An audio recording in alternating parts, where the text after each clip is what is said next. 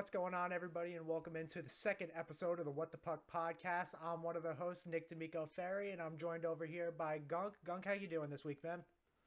We are doing fantastic. We are, at least for me, we are one day away from Devils hockey. We are Chico Resch days away from our NHL opener. I mean, we had our triple header last night, which was really good. I really enjoyed it. Like I said, I watched the Vegas game at work last night. It was a very good game. The 4-1 win by Vegas last night. Although, did you see the second goal? Ridiculous. The guy threw it back, and literally Marchand just tapped it in, and Grubar was like, "What the hell are you doing?" I did not get to watch any. I watched the banner. I watched them raise the banner because that's what I wanted to see. But after that, I was just so tired from working myself that I just couldn't even watch it. I watched the I got first two games of the day, and those were really enjoyable. And honestly, after talking about it last week with the time being like 5:30 for that Tampa Bay game, I honestly enjoyed it. I enjoyed it being that early. You see, like I said, like I said, my daughter plays basketball, so we had basketball practice yesterday. So we didn't get home till 7:30, but I was following it on my phone, just ESPN popping up and stuff, giving me the score, see who scored, and Kucherov coming in strong, 2 goals already, starting off this year. I mean, I don't even think we got to talk about Kucherov. We got to. Did you watch the highlights for that game? Yes, I did. Did you see that Tommy Novak goal? That absolute snipe job. Oh Just my God, blasted yes, it. That was a beauty of dude, a goal. ridiculous. Beat him right over.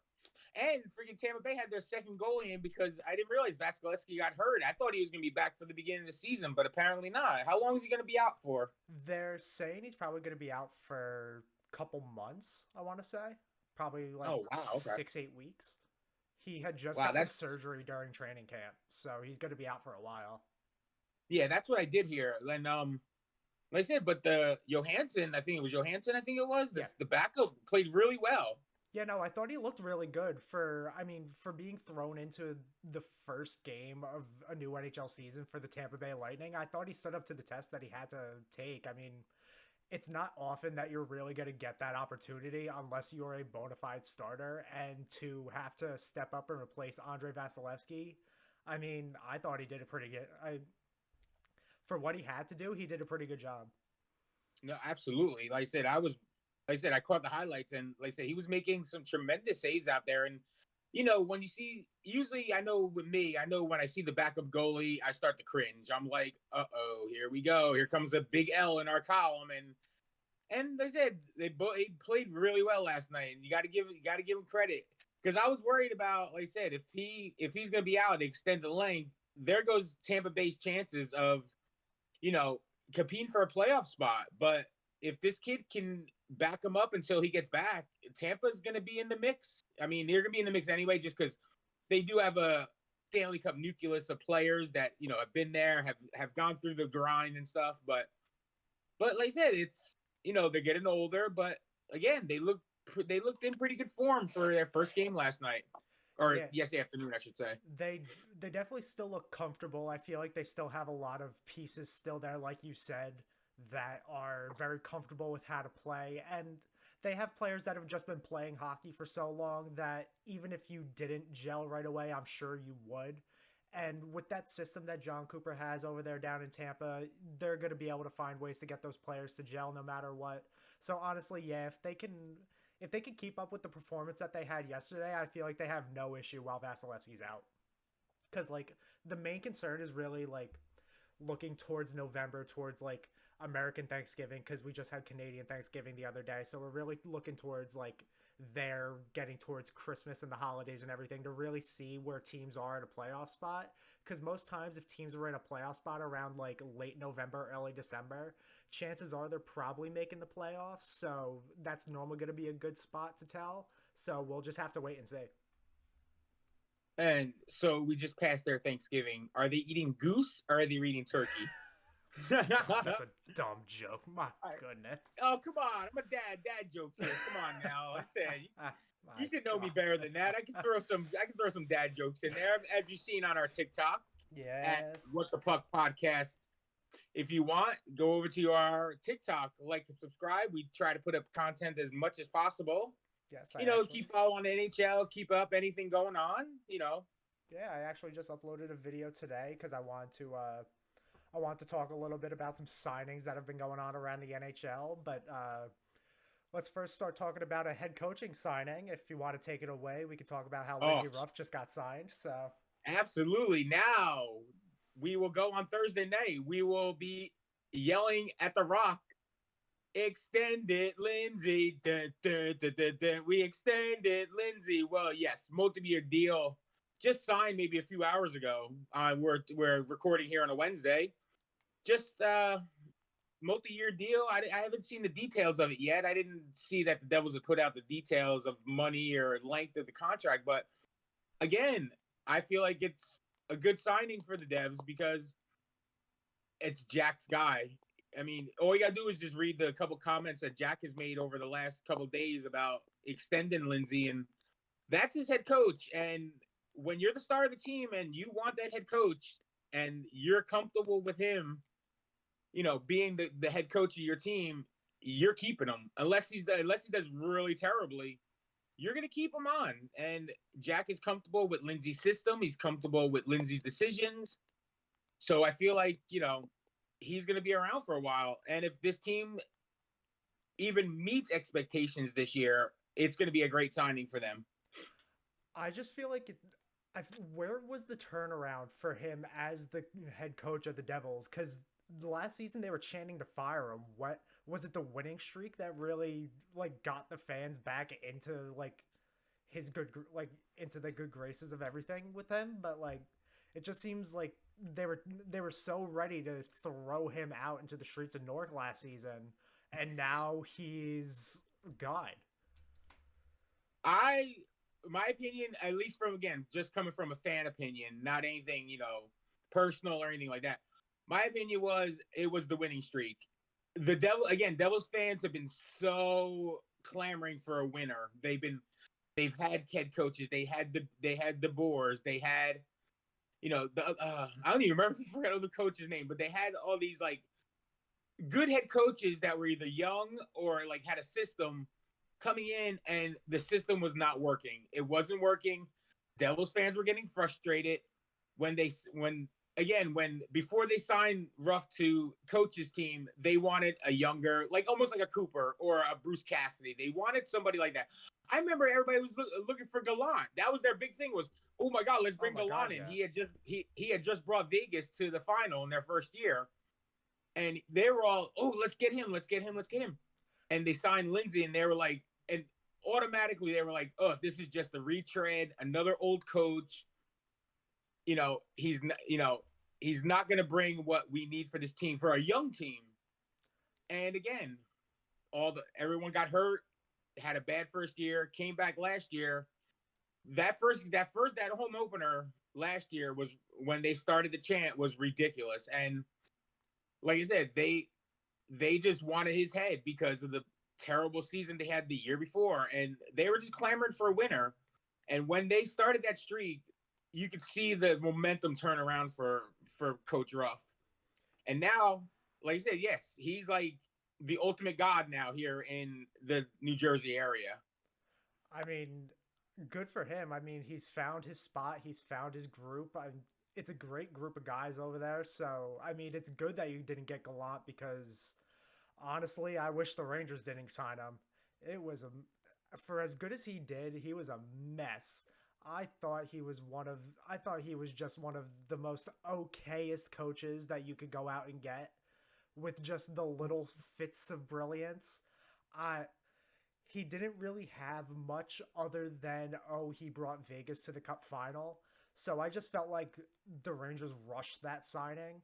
So being able to can him and get Peter Laviolette, I feel like I feel like the Rangers now with their coach having that solidified can also like I don't even know, just try and have a better system to compete because I feel like that was a very big thing when you're looking back at like the playoff series between the Rangers and Devils last season. I feel like there was just a very big difference in compete level and willingness to want to compete. And I feel like now with the Rangers having their new coach and the Devils finding their own, they're really going to have two really good systems going that can really find a way to show that, hey, the Battle of the Hudson rivalry is really starting to become reborn, and this is how we're doing it. Yes, thank God for that too, because anytime you bring in a big rivalry into a big market like New York, it's gonna bring up the whole country's fan base. It just naturally does. I mean, now if you see the commercials now for now, it's the new golden era. You know, you've seen the commercials for the new golden era of the NHL has started. You know, with McDavid and Hughes and now Bedard and like this is how it felt back in the 90s, the early 90s with those Jacques Lemaire Devils and with the Mike Keenan Rangers, before he left, and the I would not even the Mike Keenan, but the Mark Messier Rangers. You know, it feels like that rivalry again is back, and that's only can be good for hockey is to have two big market teams in the playoffs battling each other. It's gonna bring up the whole level of the league. I have an opinion because again, Madison Avenue, Fifth Avenue. If you got that money, they're gonna invest in the sport. Yeah, and I feel like that's really what this sport needs is just a bit more of people being willing to invest in it because there's just I'm not sure if you saw today the NHL is saying they're banning all kind not I guess banning all types of like specialty jerseys like the hockey fights cancer jerseys and stuff like that. Right. So I just feel like they're taking away from allowing people to invest themselves more into the game because you're taking away their ability to be heard. So I just feel like you're gonna have to find some way to continue to allow that investment to happen. And if that's the only way you're gonna be able to get it, I mean, I guess that's fine, but I feel like there's a lot more of an issue there than just, oh, they can't wear a jersey for practice.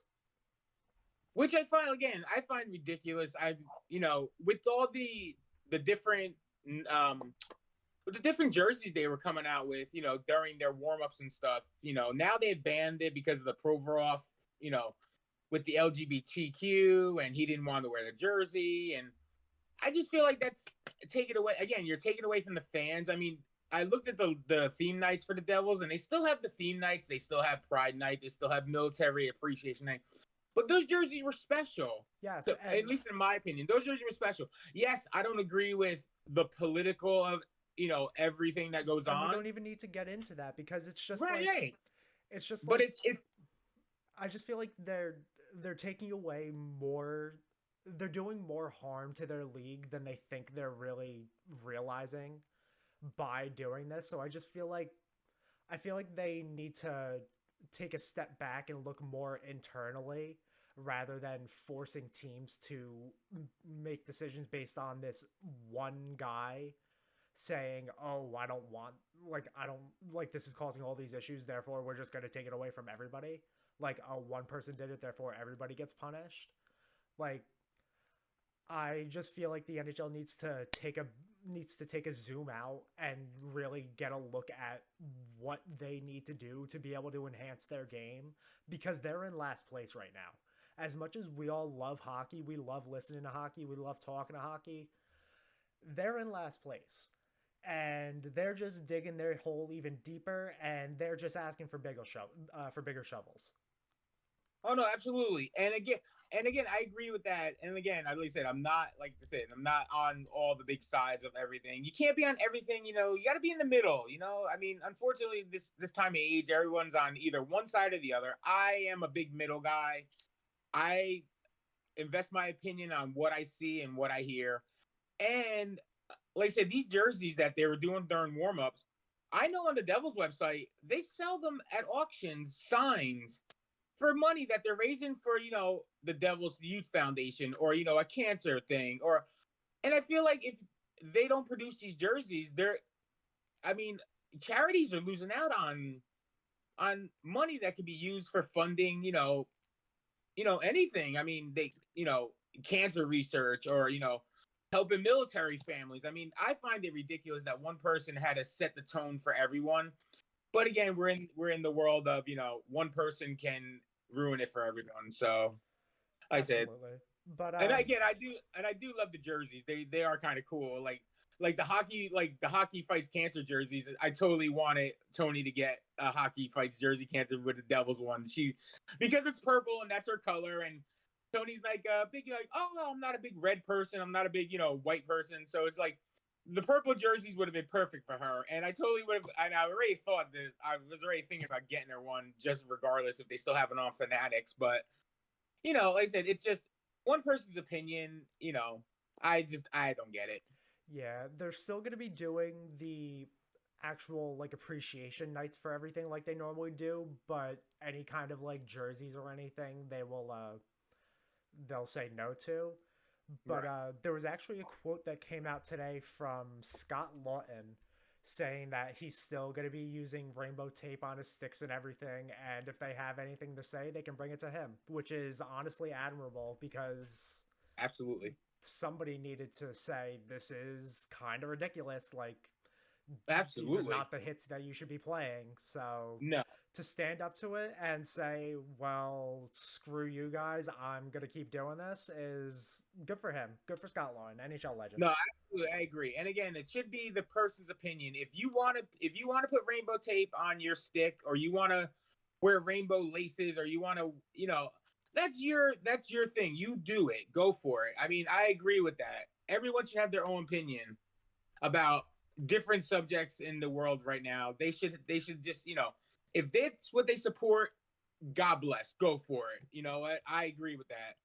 But don't make it, if one person is, then wipe it out for everyone else. I don't care if you're on the left or the right kind of thing. I don't agree with one person being able to wipe it out for everyone.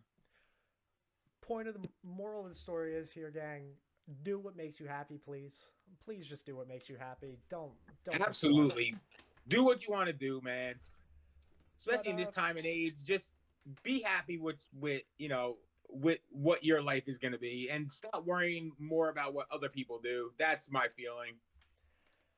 I totally agree. And to move on now, I was cooking up some thoughts the other day, and Hook them up. I I don't know how I came to the conclusion that the Rangers are going to go to the Cup final this year. Are you effing serious? Come on So, now. Gunk, you got to hear me out.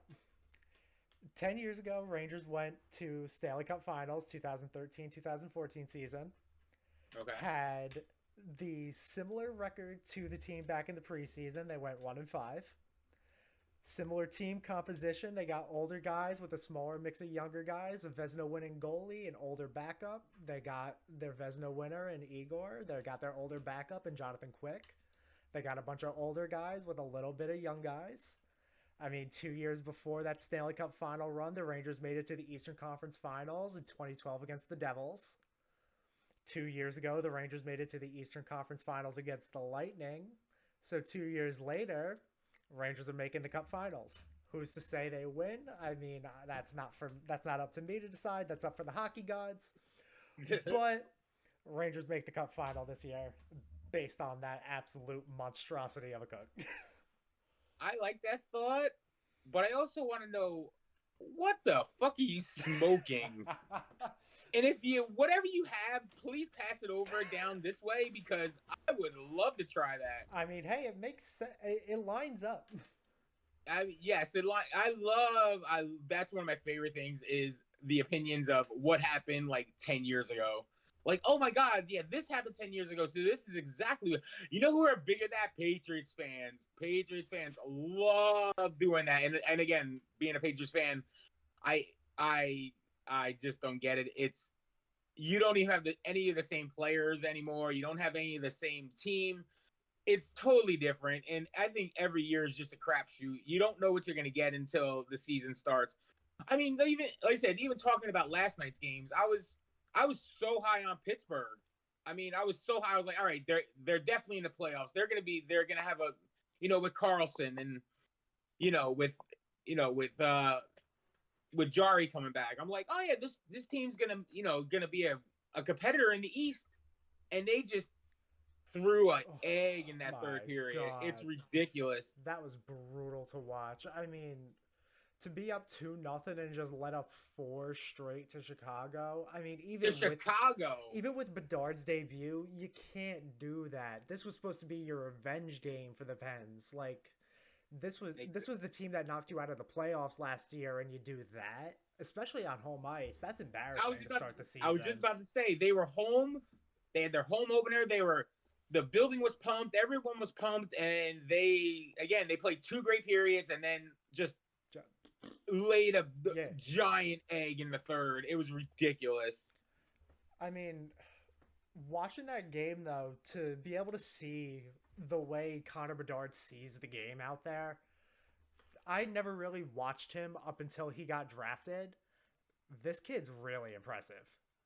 I like I said, this is the first time I've actually watched him in a game because again, I'm not a big going watching I watch highlights. That's what you get, especially with something like that. When you get somebody that's playing juniors, that's playing in a international competition, you really don't get the sense what they're gonna do on the top level, on the NHL level. This kid impressed me last night. I was really impressed by him last night. Yeah, I I mean, mean, the pass he made on the assist was ridiculous. I don't know how many NHLers make that pass to have the smarts at his age to make that pass off the wall and set up that goal was again a 10-year veteran. I think would have the hockey IQ to make that kind of pass in that situation. yeah, not an 18-year-old. I mean, he Right. he had speed that I haven't seen from a lot of different players. It just looked like he was viewing a different game than what I was watching on TV. And honestly, I mean, I'm not a professional hockey player in the slightest. Like I've played hockey as you know, but like the fans Mhm. don't. I played hockey for multiple years.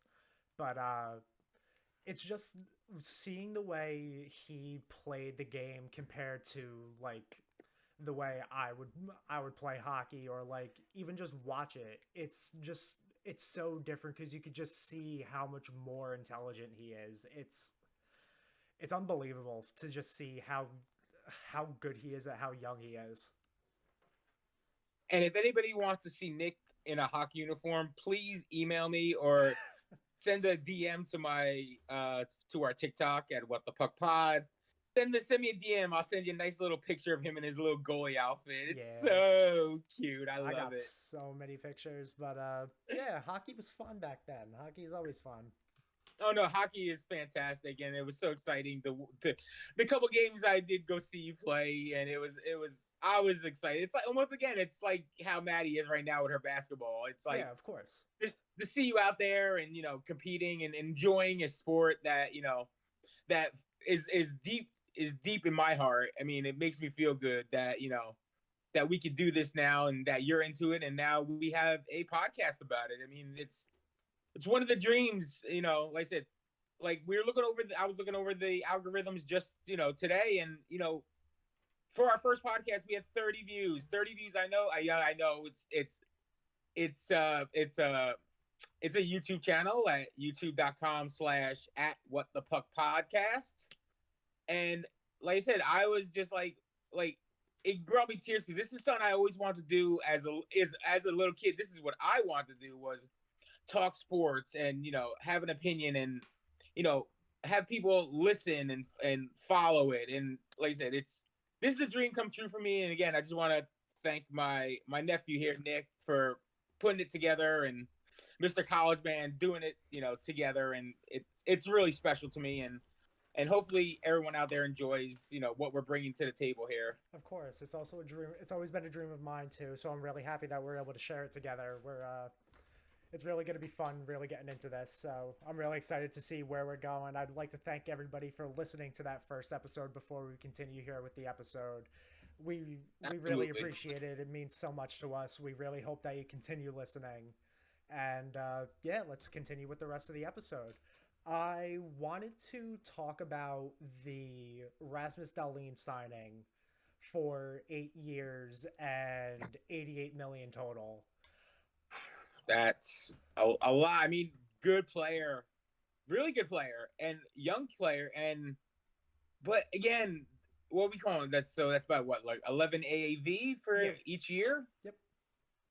I mean, he's not giving them a discount. I mean, like I said, I understand. Like I said, with the salary cap, it's going to be heading up in the next few years, and there's going to be more money out there to spend. But 11 million for one player, and I'm like, again, I'm going by the fact of I see my team that signed Jack for 8 years and almost, only, about 7 to 8 million. Signing Timo for, 8 for 8 and signing Brad for 8 to 8 and, having them all signed. And But you're forgetting about one player that the Devils signed this past offseason for 8 years. uh You got to remember the 8 year signing of Damon Severson before he got shipped away to no man's land. goodbye. Damon Severson is the pit of my stomach. I understand. Yes, I know. He was a good Devil. He had a great rookie year. He busted out, but he is the ultimate turnover machine. Oh my God, Columbus, get ready for a turnover after turnover after turnover at big points. Big points when you need a clear out of your zone. He is not the person to do it, and I feel like he did not deserve that contract. But again, Fitzmagic, bringing it down. Fitzmagic got him signed and traded for a 3rd-round pick. I mean, Yep. You couldn't do anything. And you forget Tom Fitzgerald, the master. I don't care what anybody says, the master. Signs Damon Severson. Now, don't roll your eyes at me. Damon Severson signs him to this ridiculous contract, ships him off to Columbus for a 3rd-round pick, uses that 3rd-round pick with Sharon Dovich to get Toffoli. Now, what would you want? Would you want the turnover machine, or do you want a first-line winger on your team? You make the choice. It's not me. You know the choice I want to make. I just don't think I have the strength to make it. You only want it because you want to see him turn it over to like Panarin, and Panarin just snaps one past Vanacek. So don't even try your garbage. Panarin doesn't shoot. What are you talking about? We all know. Every Rangers, Devils, NHL fan knows Panarin don't shoot. Yeah, but if he's all alone, I bet you he's shooting. I bet you not passing it. There's no way there. False. He'll pass it to the invisible Ryan Strome. He'll miss his number 16 and pass it to invisible Ryan Strome for the invisible Ryan Strome to miss the net.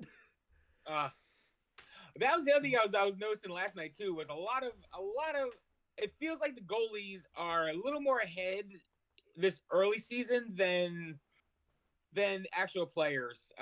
Again, I was watching a lot of missed shots last night, like a lot of shots not hitting the net, a lot of shots going wide.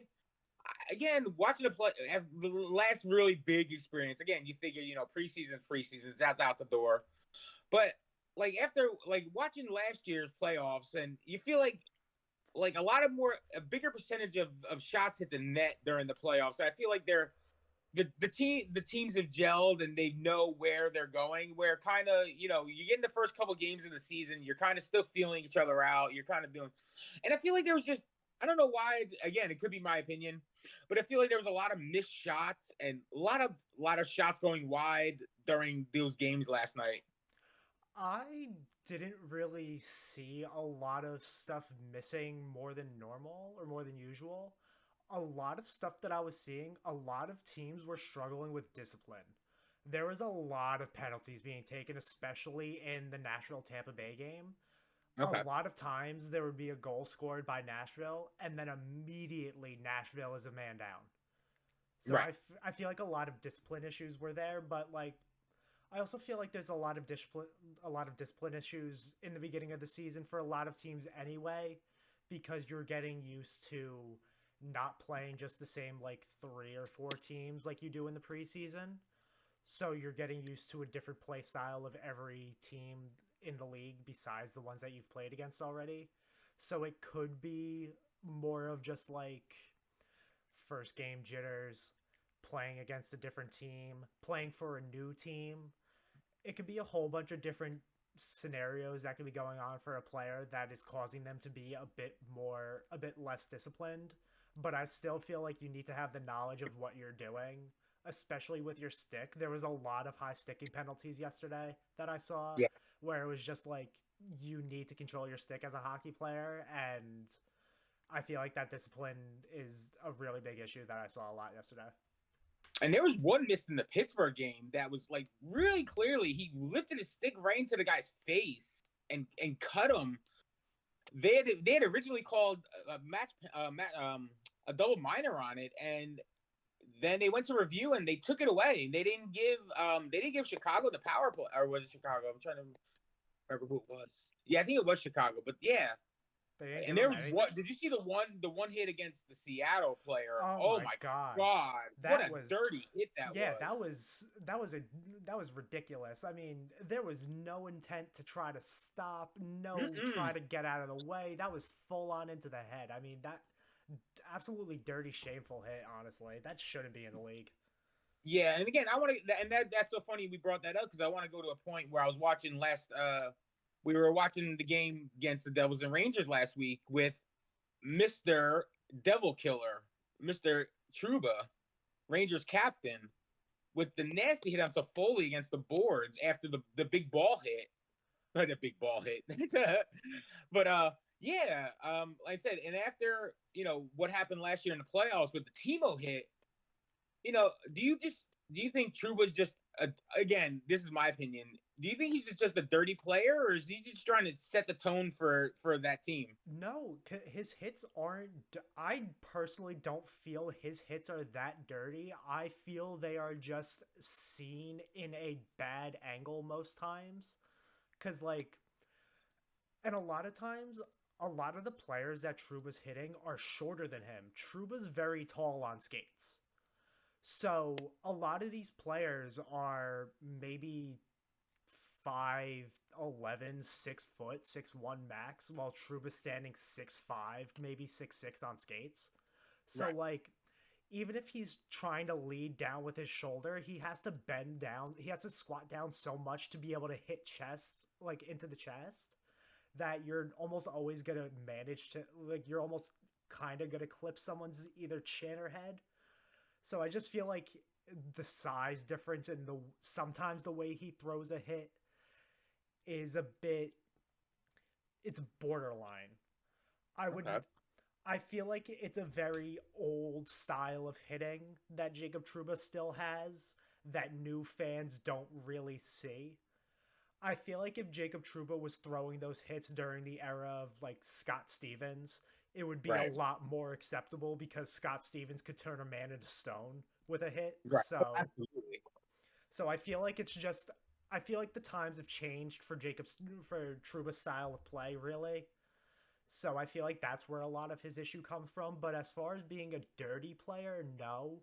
I feel like a lot of his hits, like you said, are really just for gaining momentum. Mhm. Because if you can draw a rise out of an opposing team through a hit, you've done your job with the hit.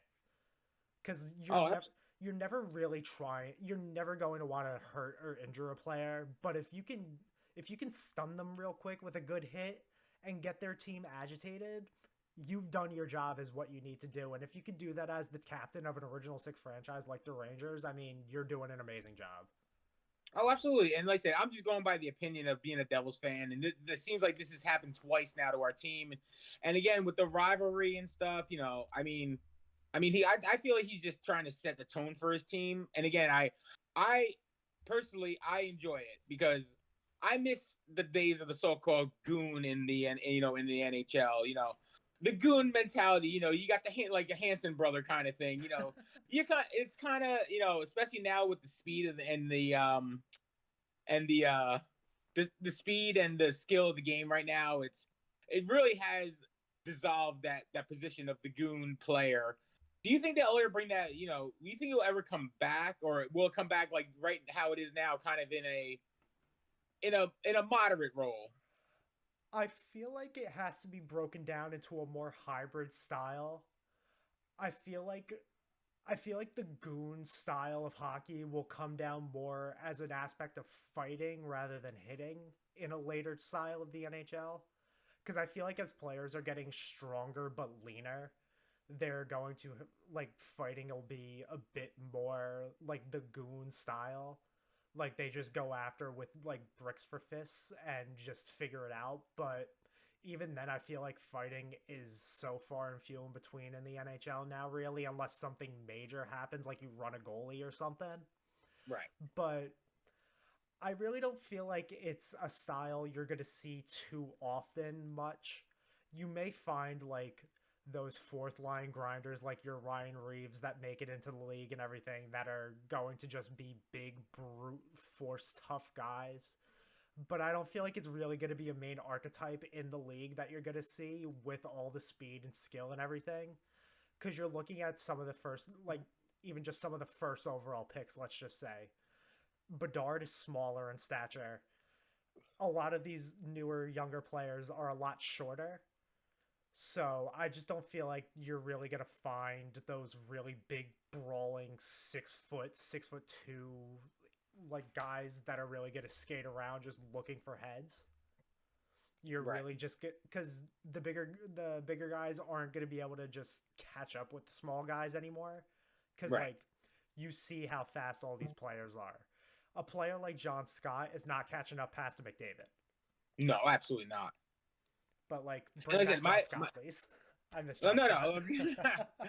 And listen, I feel like again, I feel like when you were again, you're being a younger kid and stuff, watching hockey in the late '80s, early '90s. Literally, the goon spot was a place on the team. Like, I mean, usually the goon did not have any hockey IQ, didn't have any skills. They literally were there to protect their stars. They were there to, almost like I'm gonna go to again the Devil's reference. We're gonna go to like a Christoph Oliwa.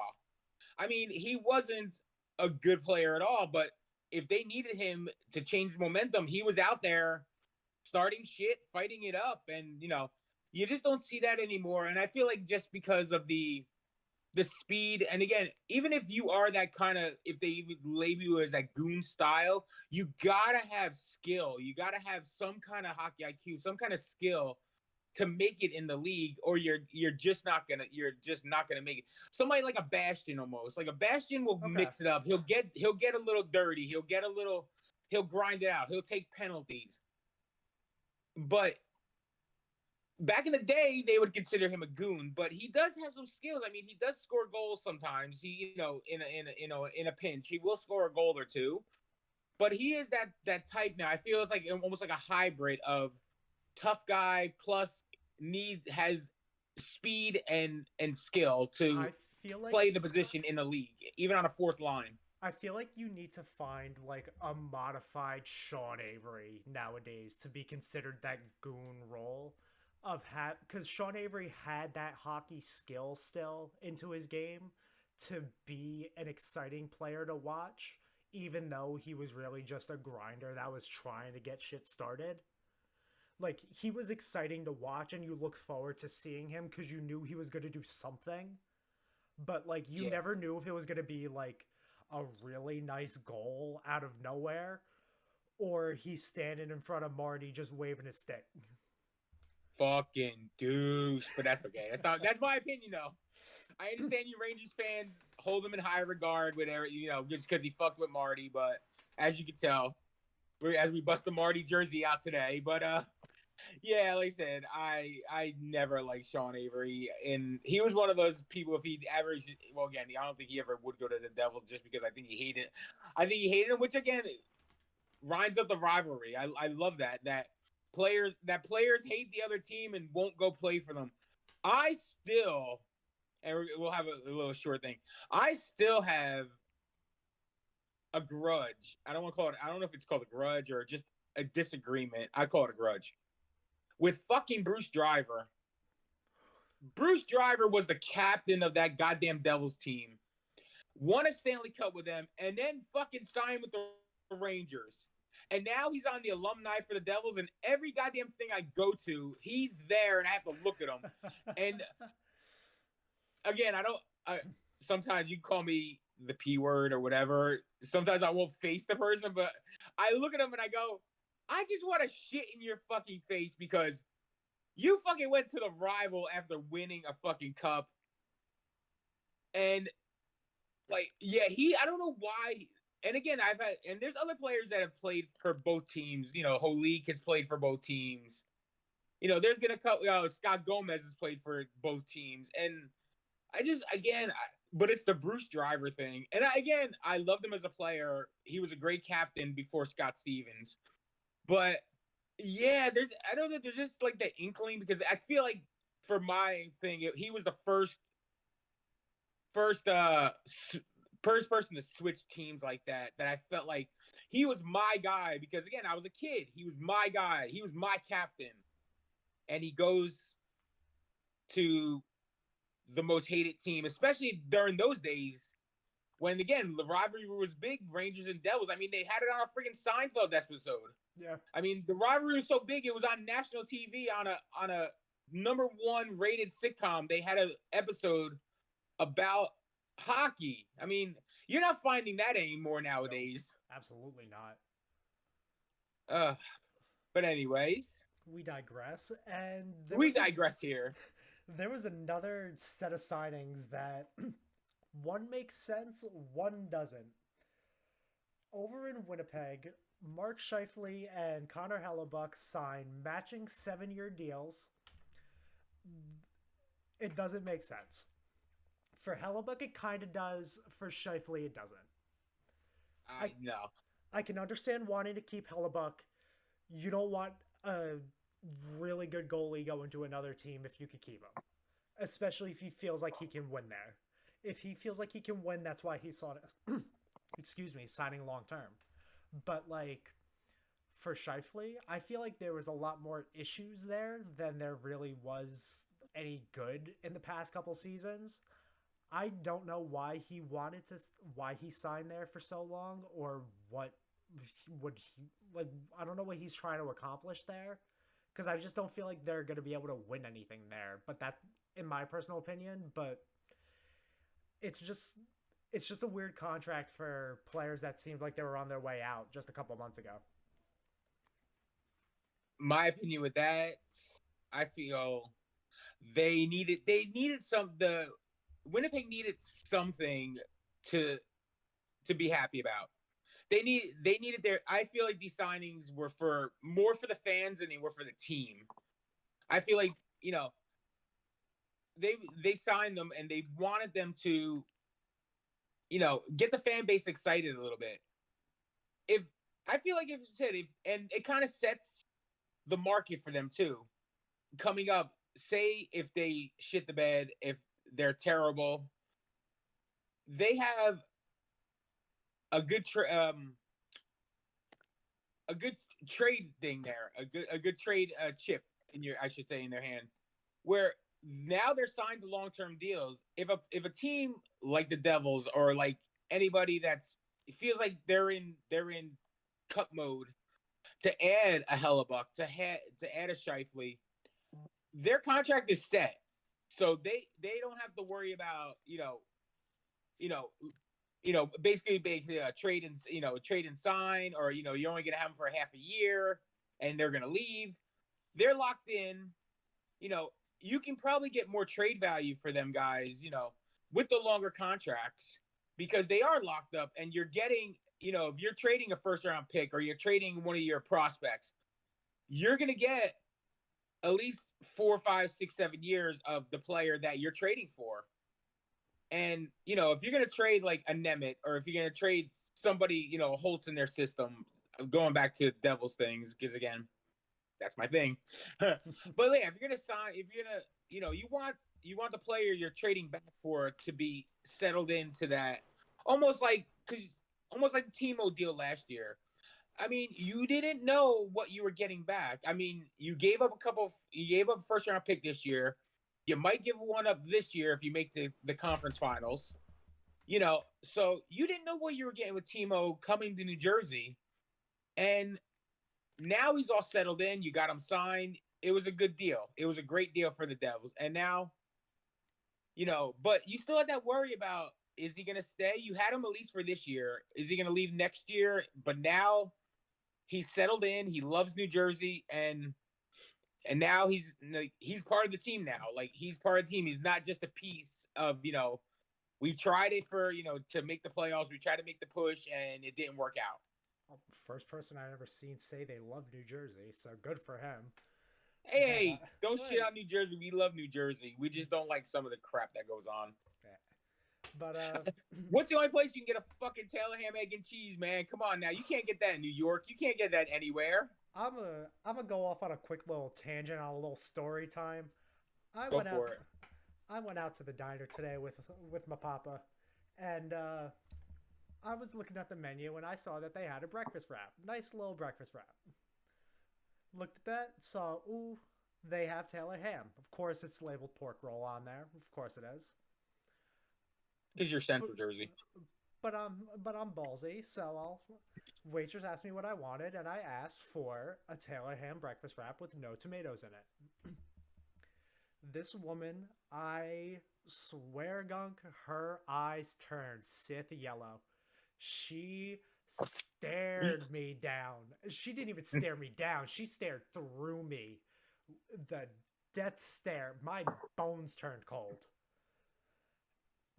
Oh my goodness. I thought she was getting ready to rip my head off the way I said Taylor ham. She was mad. I had no idea what to do. I was shaking because she just looked at me like I was dumb. Oh God, yeah. That's again living in New Jersey. Whoever listens to this is from the Jersey area. That is the biggest debate in this area, is the Taylor ham versus pork roll thing, and it really does split the state down the middle. Oh my God, I mean, literally North Jersey, you can't go anywhere and they would call it pork roll at all. Nowhere, any deli, any small deli, any place around here, it's Taylor ham. I mean, like I said, I've been calling it Taylor ham since I was little because, again, I'm from North Jersey. Your parents are from North Jersey, so they instilled in you it's the Taylor ham thing. But yeah, I go by the marker of the damn Driscoll Bridge. Driscoll Bridge is the line from North Jersey to Central Jersey. And yes, there is a Central Jersey. Don't make no mistake about it. I have been down to the Philadelphia area. They are South Jersey through and through. They are just like this area is a New York suburb. South Jersey is such a Philadelphia suburb. It's not even funny. Yeah, absolutely. Those South Jersey people are more crazier than actual Philly fans for their Eagles, for the Phillies, for the Sixers, for the Flyers. They are sick in the head for their Philadelphia teams, just like North Jersey people are into the New York teams, you know. Yeah. But yeah, the Taylor ham pork roll thing, I mean, it's the same damn thing. It's nothing fucking different about it. It's just fucking meat. It's pressed meat in a fucking breakfast sandwich. Who gives a fuck what it is? It's fucking delicious. And this is coming from a former fat guy. Taylor ham is fucking delicious. Pork roll is fucking delicious. I don't give a shit what it's fucking called. Just put it on my goddamn sandwich. Put a little fucking SPK and fucking ketchup on it and call it a day. I'm fucking eating it. I don't give a shit what it's called. And if anybody, and again, you see it on fucking Facebook all the time with all the fucking garbage with, oh, Taylor ham versus pork roll. It's the same goddamn sandwich. I'm sorry. Just fucking,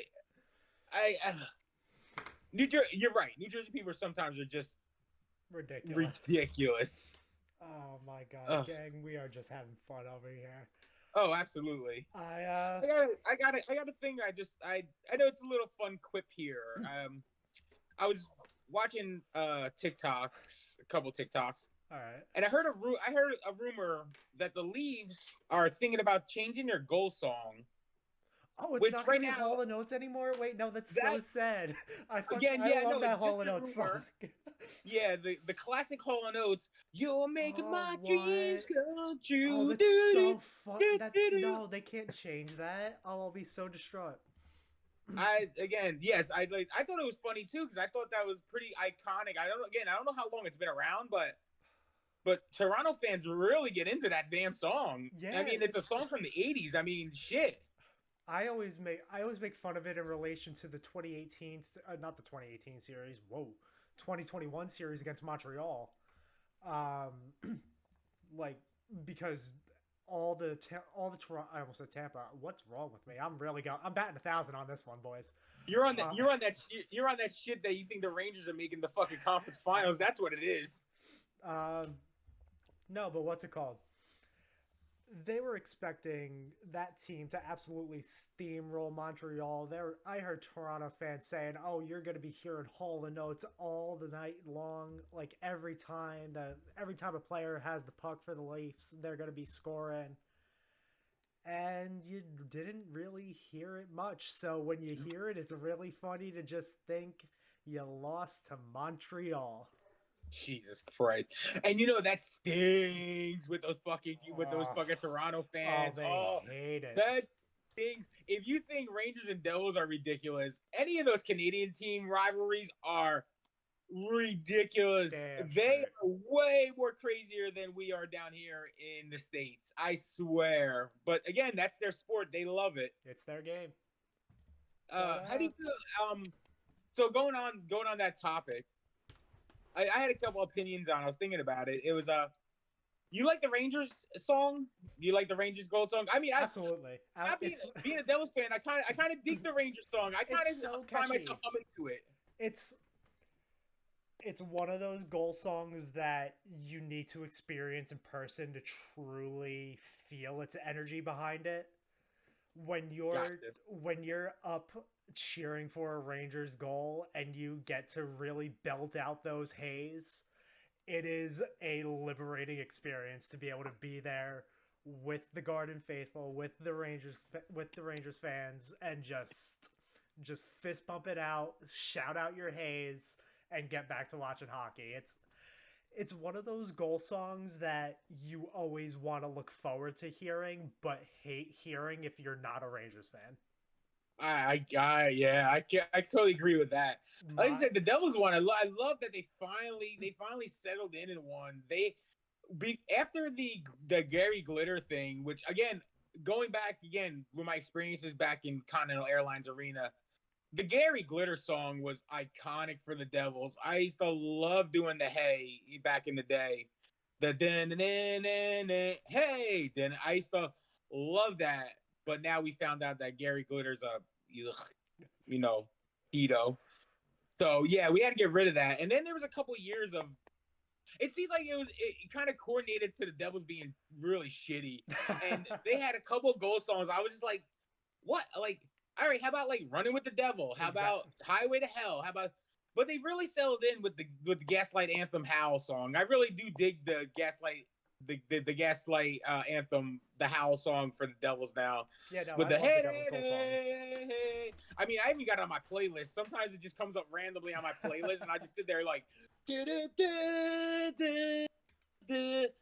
know, I kind of enjoy it. Yeah, And but the only thing and I don't know if this is a lot of arenas because again, I'm going by the experience of being at the Rock.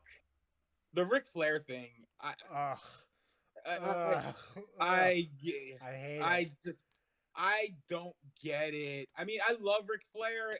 I love the wrestler Ric Flair. I even love the swag that he has now with his fucking pot and shit like that he's trying to push out and his fucking wings that they're just pushing him to do every goddamn fucking commercial now with his fucking hockey hair during with Jeremy Roenick. Ugh, I hate him Hockey hair. too. Woo! I can't stand him either.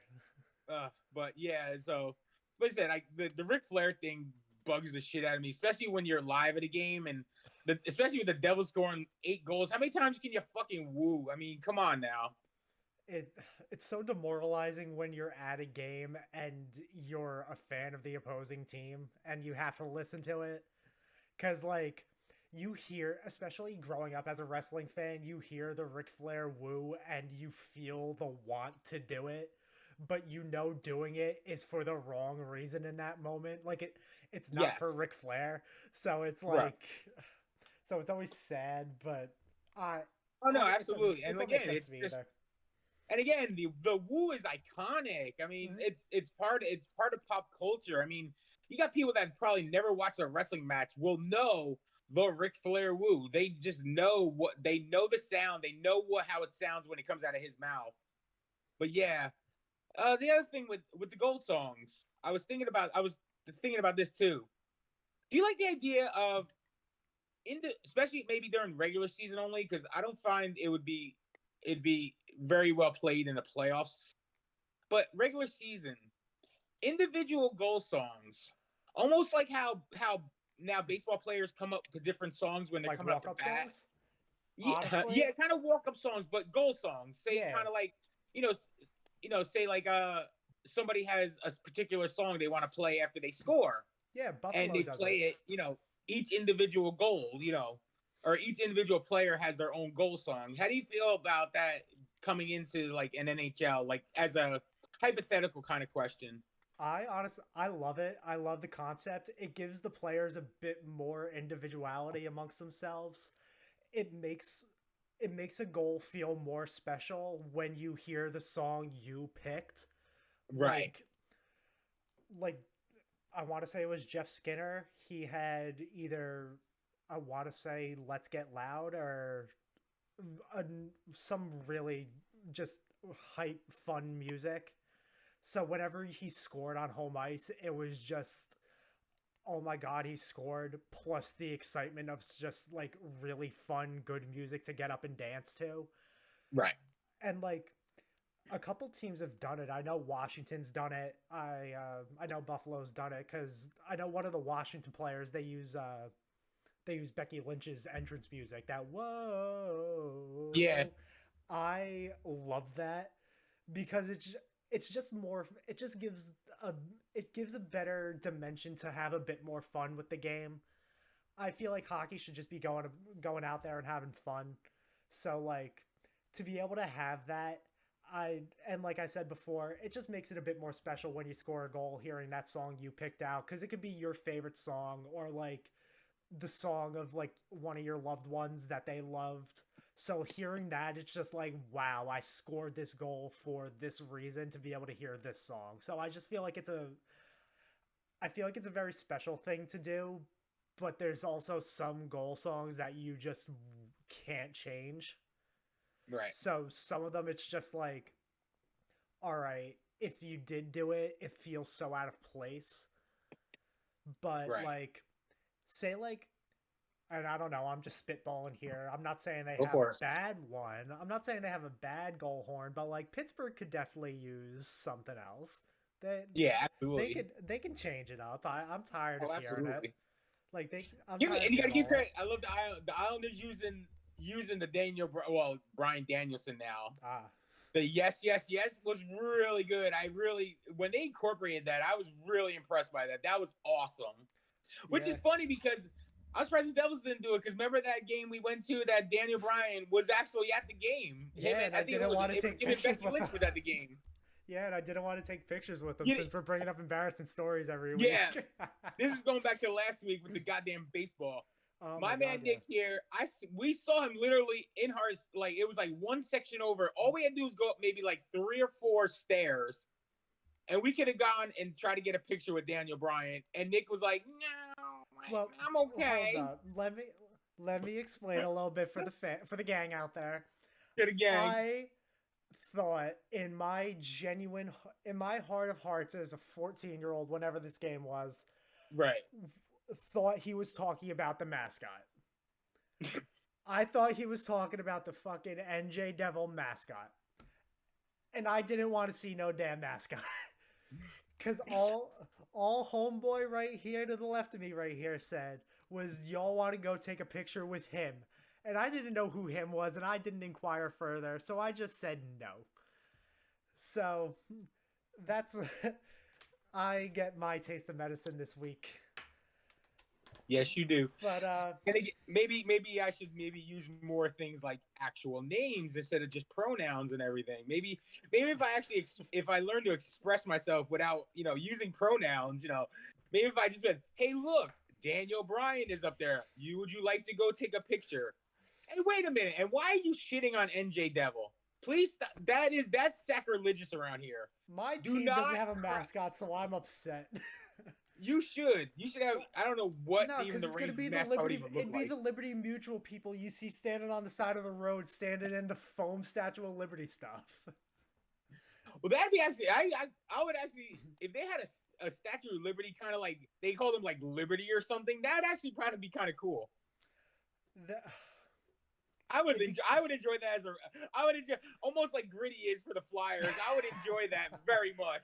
no, because I feel like it's just gonna cause a fight because New Jersey people are like, oh man, I mean the Statue of Liberty's on Jersey waters or whatever bullshit. So it's just like you're better off just not doing anything. But you know, it's a cool It's a cool mascot. It's a mascot. We around here we love NJ. God bless. Shout out to NJ. He's got so many outfits. I just want to know if that's like the same person. I know this is the stupidest thing in the world, but you got one on skates, one on boots, one's got no shirt on. Are they all the same person? Probably. I know this is probably like pop talk, but is NJ Devil the same person of all of them? And I want to know who the fuck he looks like. You got to see the guy behind the mask. Yeah. I want the Wizard of Oz curtain reveal to find out who the wizard is. Well, gang, I think we'll be able to try to figure that out and bring that to you on our next episode. But I think we're gonna wrap it up now. We've been talking for about an hour now, and I think awesome. Think we're ready to hit the hay and get on out of here. So, gang, yes, I'd really like to thank you all for listening to another episode of the What the Puck podcast. I'm Nick. He's Gunk. We got Rangers hockey coming up. We got Devils hockey coming up. The NHL regular season has started, guys. We're really just getting started. Stay tuned. Get it. Peace. Peace.